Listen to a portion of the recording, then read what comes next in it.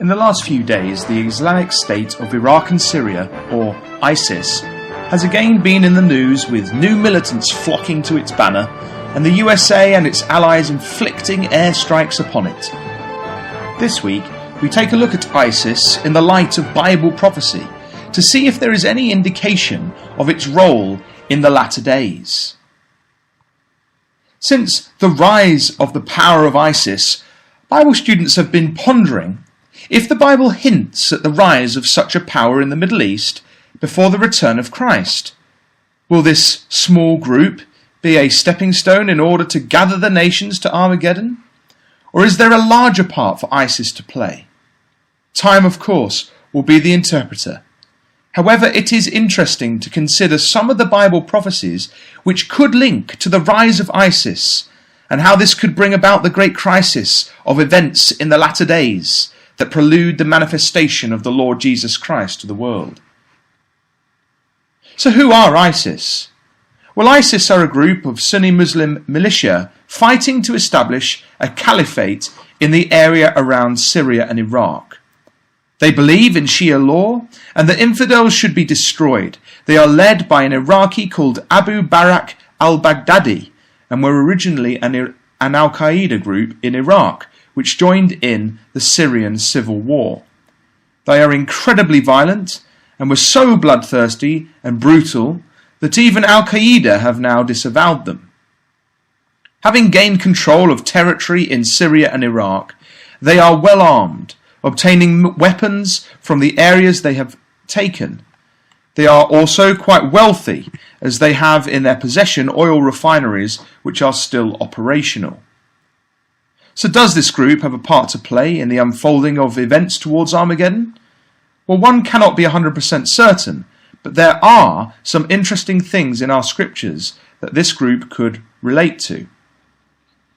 The first prophecy we want to consider is that of Ezekiel 38, which helps to set the scene of the great crisis soon to unfold onto the world stage. Here, we have a prophecy which is specified to take place in the latter days, as we read in verse 16 and 8. This time period is helpfully defined in the prophecy to leave us in no doubt that these are the days that we live in.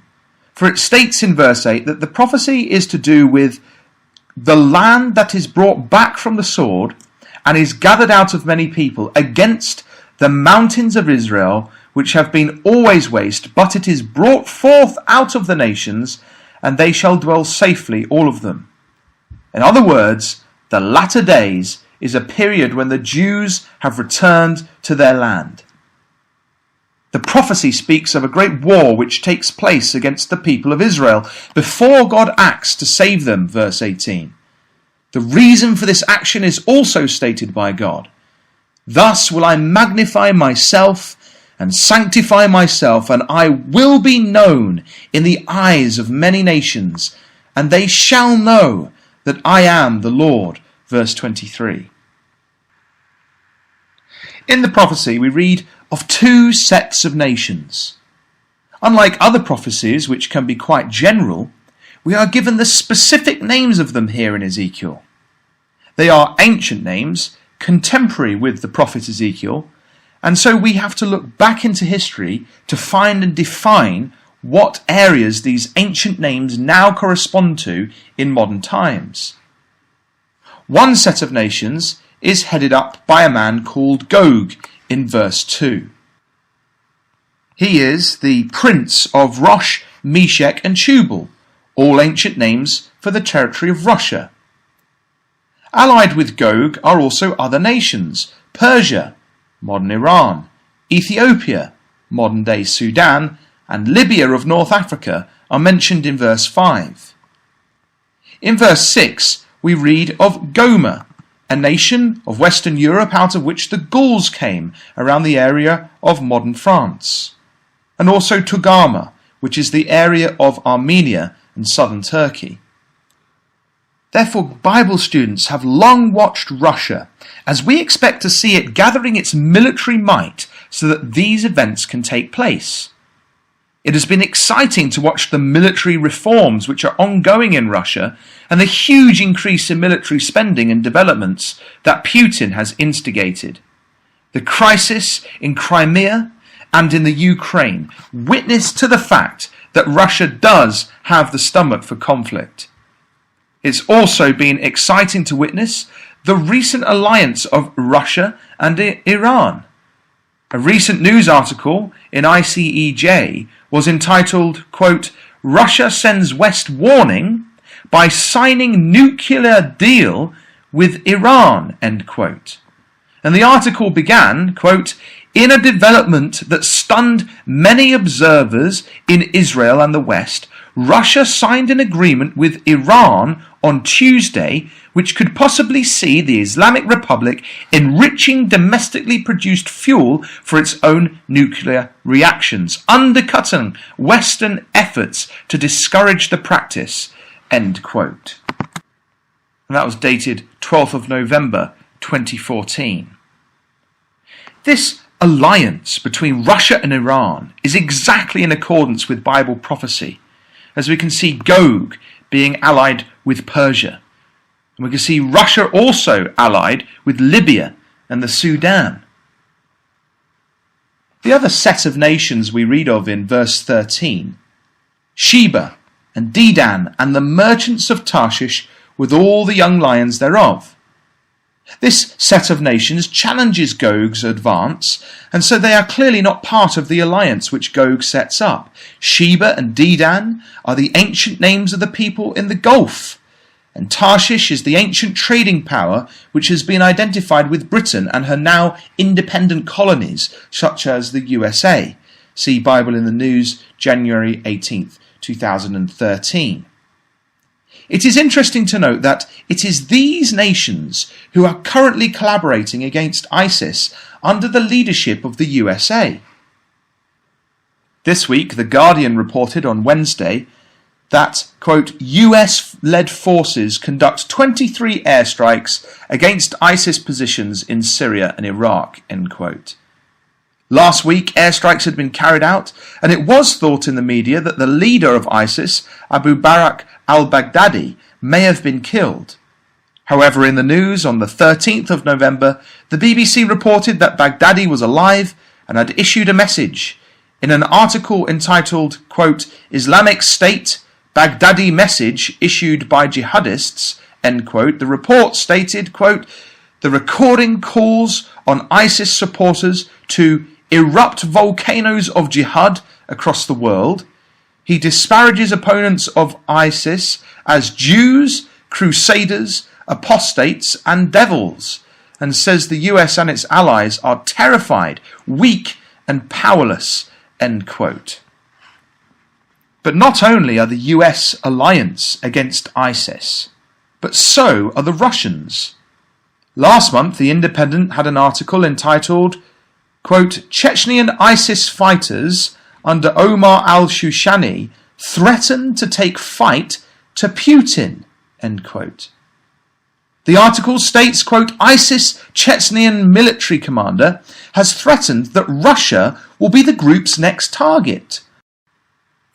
Omar al-Shushani phoned his father back in Georgia's Pankiksi Gorge, saying that he would have revenge on Vladimir Putin, end quote.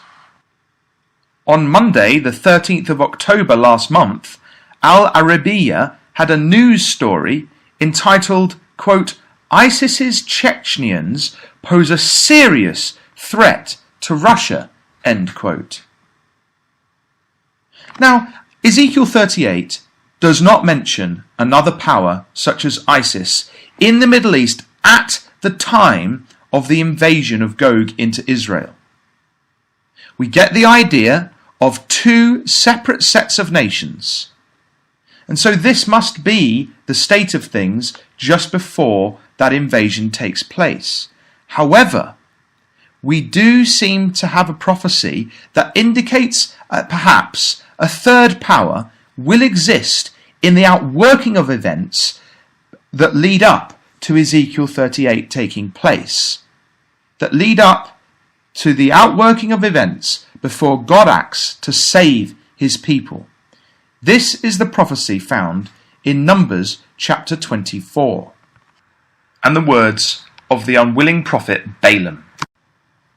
The story of Balaam is an unusual one. It does not seem he was of God's people of Israel, but it does seem that God was working with him, compelling him through inspiration to speak God's words.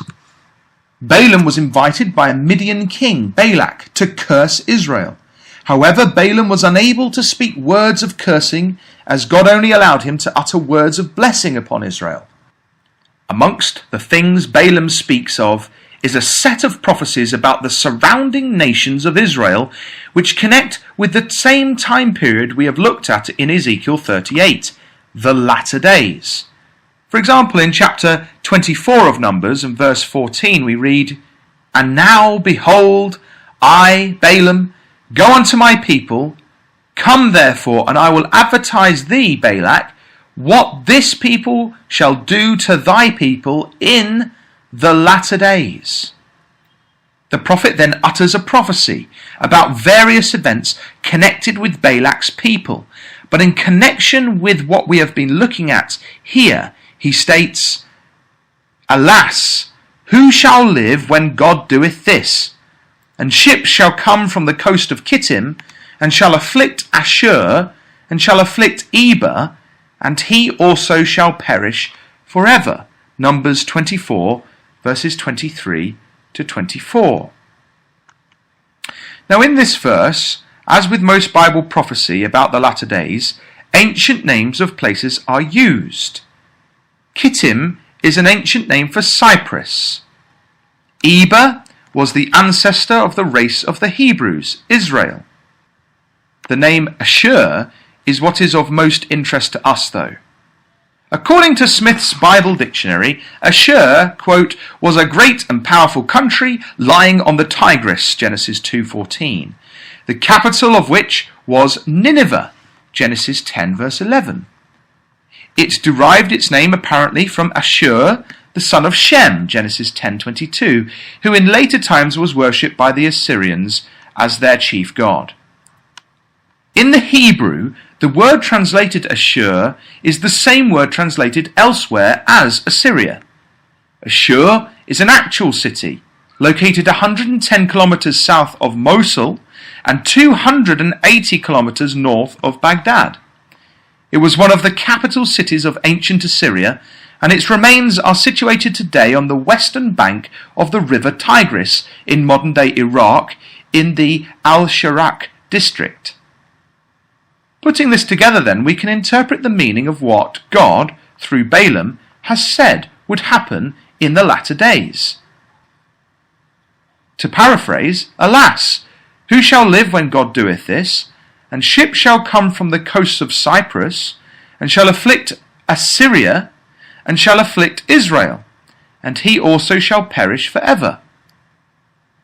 The interesting thing here is that we have an invading force, termed he at the end, taking Cyprus, and then coming from Cyprus and afflicting Israel and Assyria. This invading force surely connects with Ezekiel 38 and the hordes of Gog. The ancient Assyrians, though, held the territory between the Tigris and the Euphrates, the exact same territory that ISIS is dominating today.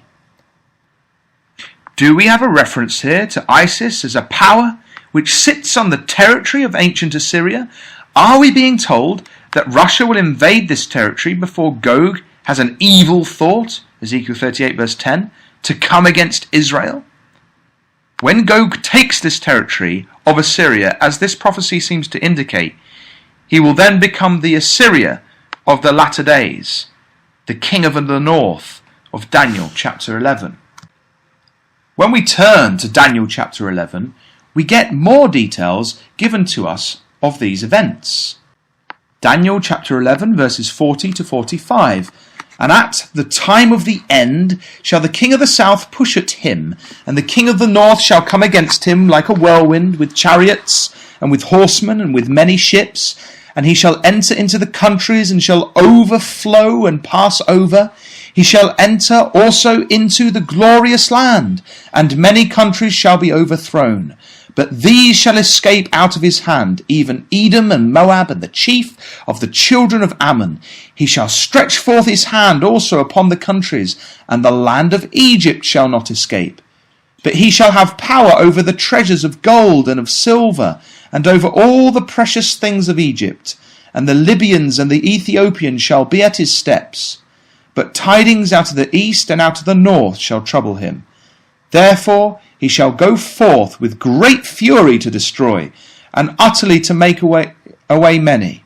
And he shall plant the tabernacles of his palace between the seas in the glorious holy mountain. Yet he shall come to his end, and none shall help him. So we see here then the same story, an invasion from the north, the invasion of Gog. Many ships, we are told, will be coming with him.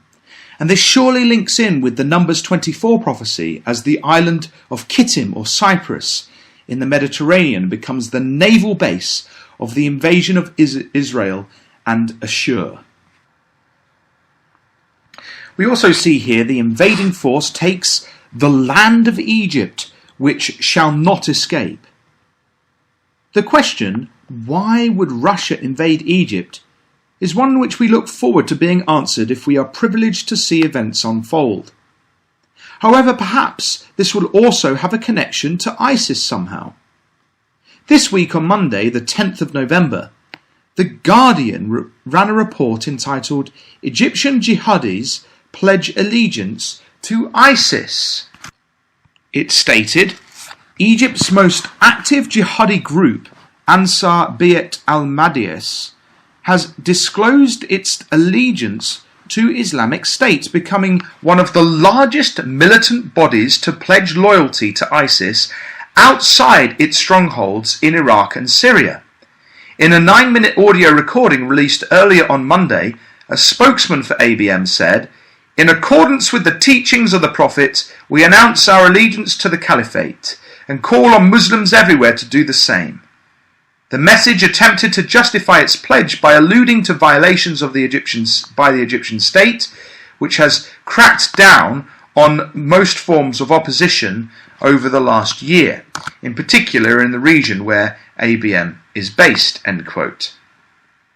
It's also interesting to note that this week, again, The Guardian reported on Monday the 10th of November, quote, "The leaders of Greece, Cyprus and Egypt signed an agreement in Cairo on Saturday to boost energy cooperation," end quote. And we all know how Russia likes to control the energy markets.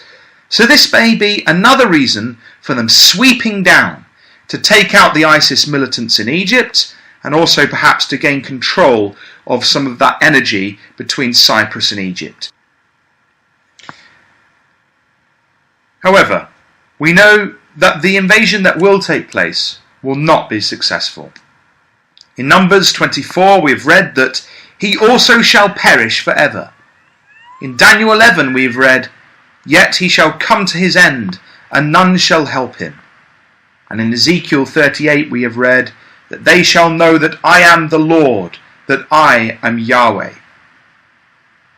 We hope then that we have shown that maybe, hidden in the pages of the scriptures for thousands of years, the current situation we see in the world today, with an antagonistic power sitting on the territory of ancient Assyria, was foreseen by the prophets. Indeed, the scene is being set for the great climax of events which will end with the visible intervention in human affairs by God Almighty through the work of his Son and saints. This is the end picture we know will come to pass, for we have the assurance of God himself through the wonderful promises he has caused in his mercy to be recorded in his holy scriptures. For the vision is yet for an appointed time, but that at the end it shall speak, and not lie. Though it tarry, wait for it, because it will surely come. It will not tarry. Behold, his soul which is lifted up is not upright in him, but the just shall live by his faith, says Habakkuk chapter 2 and verse 3. and indeed the signs abound as we look up from our Bibles. Let us therefore live by our faith in humble service to God and not lift up ourselves in pride. This has been Matt Davies. Join us again next week for another Bible in the News, God willing.